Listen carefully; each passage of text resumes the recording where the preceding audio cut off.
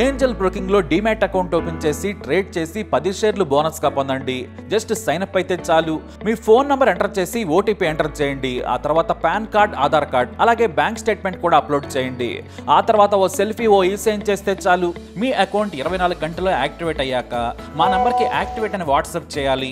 ఆ తర్వాత మీ demat account లో మేము చెప్పిన 10 బ్యాంకింగ్ షేర్స్ బై చేసి స్క్రీన్ షాట్ పెడితే చాలు. ఆ అమౌంట్ మీకు యూపీఐ ద్వారా పంపిస్తాము. అంటే మీకు 10 షేర్లు బోనస్ గా వచ్చినట్టే. ఆ తర్వాత మీరు ఆ షేర్స్ ని సెల్ చేసుకుంటారో ఇన్వెస్ట్ చేసుకుంటారో మీ ఇష్టం. డిస్క్రిప్షన్ లో ఉన్న లింక్ ద్వారా మాత్రమే మీకు ఈ బోనస్ షేర్లు వస్తాయన్నది మాత్రం గుర్తుపెట్టుకోండి. తన కూతురును చంపిన వాడిని, వాడి కుటుంబాన్ని మొత్తం లేపేయాలి అనుకున్నాడు ఆ తండ్రి. తన కూతురును చంపిన వాళ్ళు సంతోషంగా తన కళ్ళ ముందే తిరుగుతుంటే తట్టుకోలేకపోయాడు. సరిగ్గా ఏడాది తర్వాత తన పగలో కొంత భాగం తీర్చుకున్నాడు.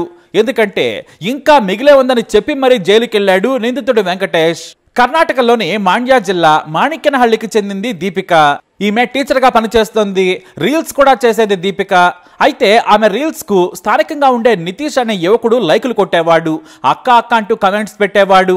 ఇద్దరిది ఒకే గ్రామం కావడంతో ఇంటికి వచ్చి అక్క అనేవాడు నితీష్. ఇద్దరు కలిసి రీల్స్ కూడా చేశారు. కానీ అతని మనసులో మాత్రం ఆమెను అనుభవించాలనే కోరికుంది. క్లోజ్ అయ్యాక ఆమెకు విషయం చెప్పాడు.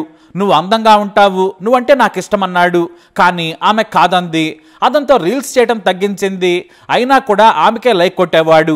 అయితే తన గ్రామం నుంచి మండల కేంద్రంలో ఉన్న స్కూల్కు రోజు స్కూటీ మీద వెళ్ళొచ్చేది దీపిక. ఆ క్రమంలోనే ఆమెను ఫాలో అయ్యేవాడు. ఇటు దీపికకి అప్పటికే పెళ్లి కూడా అయింది. అయినా సరే అక్క అంటూ వెంటబడుతున్నాడు. ఎవరో అనుమానించదులే అని అతని లవ్కు ఓకే చెప్పింది. అలా ఇద్దరి మధ్య అక్రమ బంధం మొదలైంది. ఇక దీపిక భర్త పేరు లోకేష్. అప్పటికే 9 ఏళ్ల కొడుకు కూడా ఉన్నాడు. గ్లామర్ లో దీపిక విలేజ్ టాప్ బ్యూటీ. మరోవైపు నితీష్ ధనవంతుడు. అతని తండ్రి నరసింహగౌడ వ్యాపారం చేస్తాడు.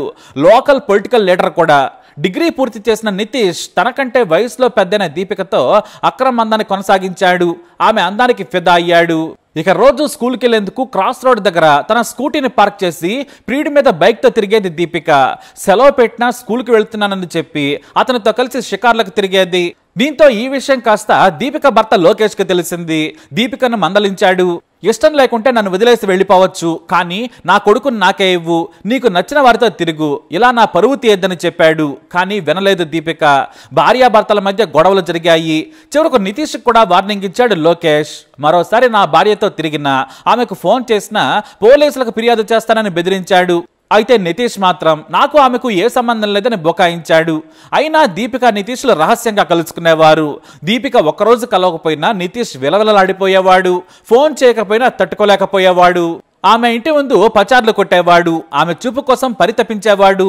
దీపిక కూడా నితీష్ ని కలవడానికి ప్రయత్నించేది. భర్త మాట వినకపోవడంతో కుటుంబ సభ్యుల ముందు పంచాయతీ పెట్టాడు భర్త. చివరకు పరువు పోతుందని అందరూ తిట్టడంతో దీపిక ఇక తాను బుద్ధిగా ఉంటానని చెప్పింది. అంతే, నితీష్ ను దూరం పెట్టేసింది.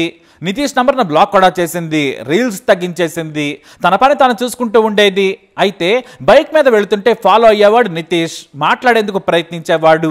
అయినా సరే దీపిక వద్దని చెప్పింది. మనం కలుసుకుంటే మా ఇంట్లో గొడవలు జరుగుతున్నాయి, వద్దు అని చెప్పేసింది.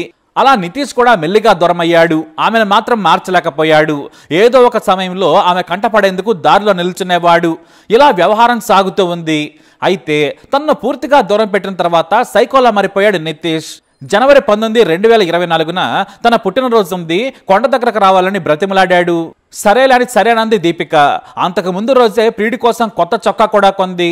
దాన్ని గిఫ్ట్ గా ఇవ్వాలనుకుంది. ఇంట్లో మాత్రం స్కూల్కి వెళ్తున్నానని చెప్పి స్కూల్కే వెళ్ళింది. కానీ స్కూల్ ప్రిన్సిపల్ అనుమతితో తొందరగా బయటకు వచ్చింది. ఎందుకంటే ప్రియుడిని కలుసుకోవాలని. తన స్కూటీ మీదే మేలుకొట్టే కొండ దగ్గరకు వెళ్ళింది. అక్కడ ఓ గుడి ఉంది. ఆ గుడి దగ్గర పెద్దగా జనం లేరు. అక్కడ ఇద్దరు కాసేపు మాట్లాడుకున్నారు.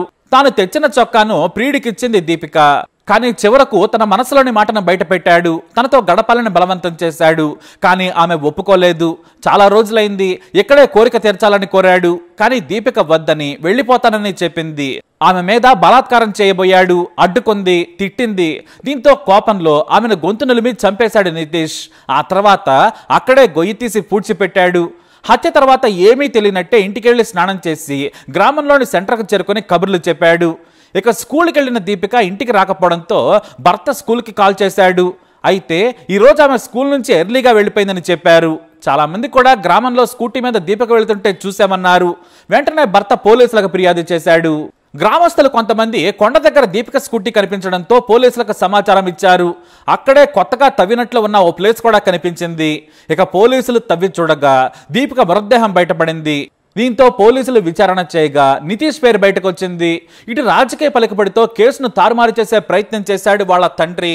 కానీ దేశవ్యాప్తంగా దీపిక కేసు ఓ సంచలనం సృష్టించింది. ఇటు కర్ణాటకలో కూడా వైరల్గా మారింది. దీంతో నాయకులు పోలీసులు ఈ కేసులో హంతకుడిని కఠినంగా శిక్షించాలని విచారణాధికారులను కోరారు. మరోవైపు హత్య తర్వాత నితీష్ పారిపోయాడు. కానీ చివరకు పోలీసులకు చిక్కాడు. దీంతో నితీష్ను తమదైన శైలిలో విచారణ చేయగా తానే హత్య చేశానని ఒప్పుకున్నాడు. కానీ కోర్టులో మాత్రం నాకు దీపికకు అక్రమందం ఉన్నది వాస్తవమే, కానీ నేను హత్య చేయలేదు, ఆ రోజు అసలు నేను గ్రామంలోనే లేనని చెప్పాడు. కానీ పోలీసులు సైంటిఫిక్ ఆధారాలను కోర్టులో ప్రవేశపెట్టారు. అందుకే నితీష్కి 6 నెలలైనా కూడా బెయిల్ రాలేదు. మరోవైపు తన బంగారం లాంటి కూతురు దీపిక హత్యకు గురి కావడంతో తండ్రి వెంకటేష్ తట్టుకోలేకపోయాడు. మనోవేదనకు గురయ్యాడు. ఆనాటి నుంచే గ్రామంలో వెంకటేష్ నితీష్ కుటుంబ సభ్యులతో గొడవ పెట్టుకోవడం మొదలుపెట్టాడు. పెద్దల దగ్గర పంచాయతీ కూడా జరిగింది. నా బిడ్డను చంపిన నీ కొడుకుని వదిలిపెట్టను, మీరు గ్రామంలో ఎలా ఉంటారో చూస్తానని హెచ్చరించేవాడు. కానీ గ్రామ పెద్దలు సర్ది చెప్పేవారు. 2 కుటుంబాల మధ్య వైరం మాత్రం కొనసాగుతూనే వస్తుంది. ధనవంతుడైన నితీష్ తండ్రి నరసింహగౌడ గ్రామంలో పలుకుబడి ఉన్న వ్యక్తి అయినా కూడా వెంకటేష్తో వైరం అంటే కాస్త వెనక్కి జరిగేవాడు. అతని కోపాన్ని తట్టుకోలేకపోయేవాడు. ఇక మరోవైపు దీపిక తండ్రితో పాటు ఆమె బాబాయిలు, అక్కలు, వారి పిల్లలు కూడా నితీష్ కుటుంబంపై పగ పెంచుకున్నారు. మా పరువును తీసి పైగా హత్య చేశాడని నితీష్ను చంపాలని ప్లాన్ చేశారు. కానీ అతనికి చాలా ఆలస్యంగా బెయిల్ వచ్చింది. కానీ దురదృష్టం కొద్దీ అతనికి చాలా ఆలస్యంగానైనా బెయిల్ వచ్చింది. గత ఏడాది సెప్టెంబర్ 3వ వారంలో బెయిల్ మీద ఇంటికొచ్చాడు నితీష్. ఈ విషయం తెలిసిన దగ్గర నుంచి నితీష్ని చంపాలనుకున్నాడు వెంకటేష్. తన కూతురును చంపిన వాడిని చంపితేనే తనకు మనశ్శాంతి ఉంటుందని సన్నిహితులకు చెబుతూ ఉండేవాడు. దీంతో నితీష్ గ్రామంలో చాలా జాగ్రత్తగా తిరిగేవాడు. తన స్నేహితులు, కుటుంబ సభ్యులు ఉంటేనే బయట తిరిగేవాడు. పొలం దగ్గర కూడా తక్కువగానే వెళ్లేవాడు. తండ్రి నరసింహగౌడ వ్యవసాయ పనులు చూసుకునేవాడు. అయినా సరే నితీష్ కోసం కాపు కాయటం మొదలు పెట్టాడు వెంకటేష్. నితీష్ మాత్రం దొరకలేదు. వచ్చిన తన బంధువులు, స్నేహితులతోనే బయట తిరుగుతూ ఉన్నాడు. అది కూడా బైక్ మీద వెళ్లి సరాసరి ఇంటికి వెళ్లేవాడు.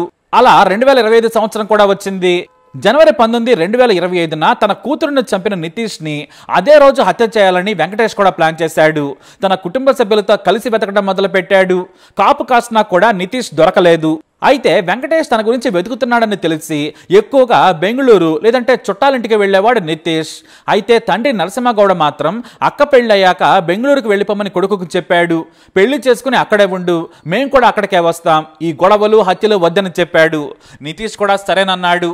అయితే ఎంత రెక్కి నిర్వహించినా కూడా నితీష్ మాత్రం చిక్కడం లేదు. మరోవైపు నితీష్ అక్కకు పెళ్లి కుదిరింది. ఎంగేజ్మెంట్ కూడా గ్రాండ్గా జరిగింది. అందరూ పెళ్లి పనుల్లో బిజీగా ఉన్నారు. ధర్మస్థలంలో పెళ్లిని గ్రాండ్గా చేయాలనుకున్నారు. దీంతో వెంకటేష్కు మరింత కోపం పెరిగిపోయింది. తన కూతురుని చంపిన వాళ్ళు సంతోషంగా ఉన్నారు. నా కూతురును నాకు లేకుండా చేసి నితీష్ తండ్రి తన కూతురు పెళ్లి చేస్తున్నాడని రగిలిపోయాడు. మరో వారంలో పెళ్లి పెట్టుకుంటారని తెలిసింది. దీంతో ఈలోపే కనీసం తండ్రి నరసింహగౌడనైనా చంపేయాలనుకున్నాడు. నాకు కలిగిన బాధ వారి కుటుంబానికి తెలియాలి, నితీష్కు వారి బంధువులకు తెలియాలి, వాడి కూతురు కూడా సంతోషంగా ఉండొద్దనుకున్నాడు. దీంతో రోజు గ్రామ సెంటర్లో కాపు కాసేవాడు దీపిక తండ్రి వెంకటేష్. అయితే ఉదయం 8 గంటల ప్రాంతంలో అక్కడే ఉన్న టీ స్టాల్కి వచ్చేవాడు నితీష్ తండ్రి. అలానే మే 7 ఉదయం 7 గంటలకు తన ఇంట్లో కాఫీ తాగాడు నరసింహగౌడ. అతనికి తెలియదు వెంకటేష్ తనను చంపేందుకు ప్లాన్ చేస్తున్నాడని. ఎప్పటి మాదిరిగానే 8 గంటలకు టీ స్టాల్ దగ్గరకు వచ్చాడు.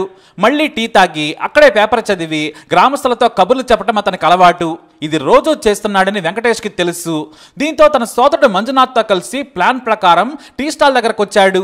యారా, నా కూతురుని చంపి మీరు సంతోషంగా ఉంటారా అంటూ కత్తి తీసుకొని ఒకేసారి ఛాతీలో పొడిచాడు.